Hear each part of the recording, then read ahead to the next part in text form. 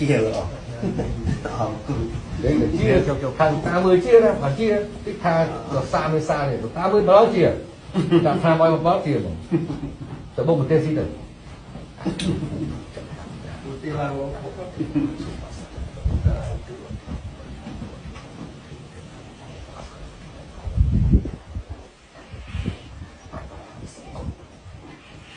thật làm sạch